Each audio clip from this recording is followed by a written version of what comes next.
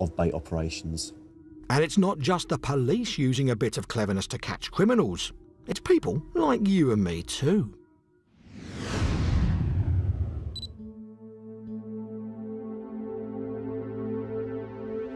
A sleepy village in Suffolk.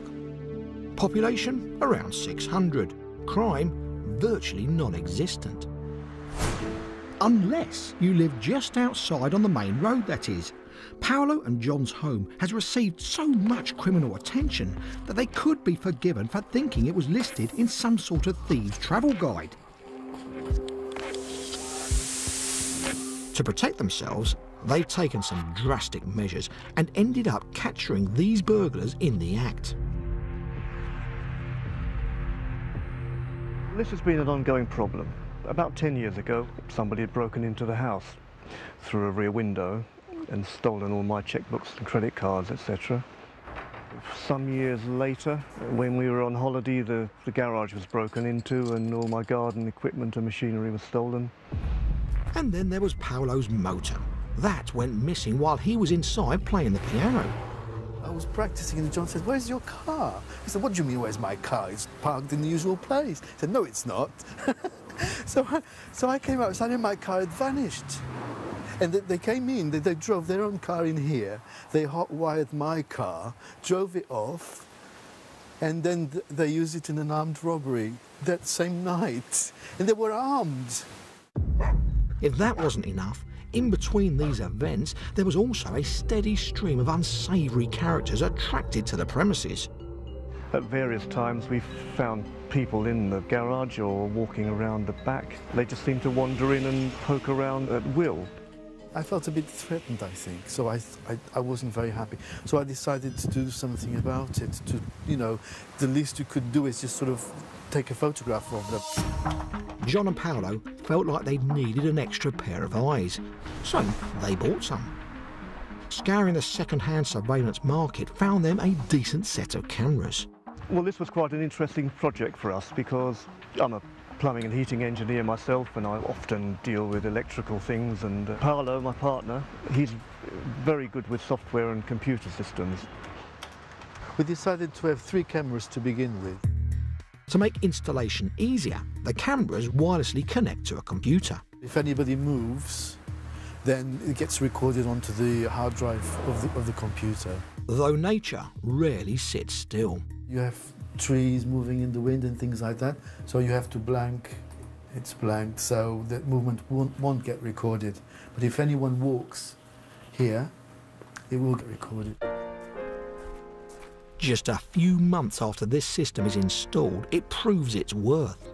John and Paolo had popped into town.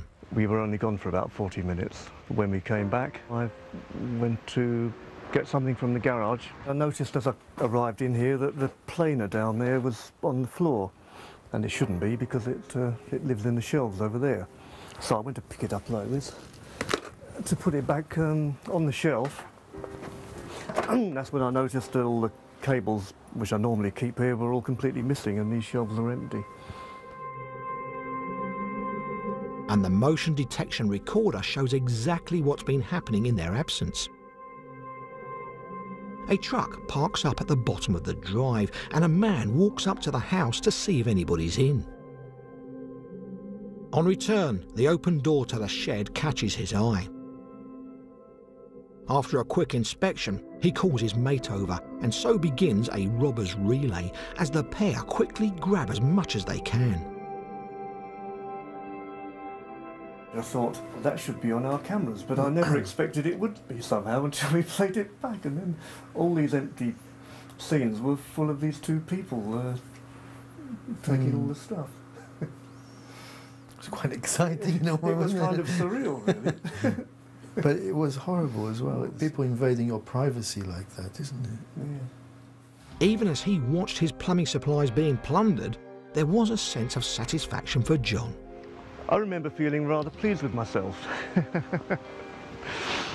I thought, yes, you people in the past, you've come here and broken into my house, you've stolen my things, and you've had the privilege of anonymity, which you didn't deserve. And this time, you don't have that, because I know what you look like and I know who you are, or I will eventually.